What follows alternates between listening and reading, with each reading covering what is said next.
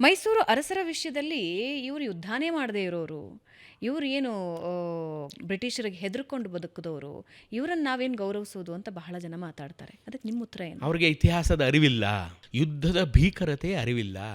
ಯುದ್ಧ ಮಾಡಿದರೆ ಮಹಾರಾಜ 3ನೇ ಕೃಷ್ಣರಾಜ ಒಡೆಯರೇ ತಗೊಳ್ಳಿ, ಬ್ರಿಟಿಷರ ಆಶ್ರಯಕ್ಕೆ ಬಂದವರು ಅವರೇನೆ.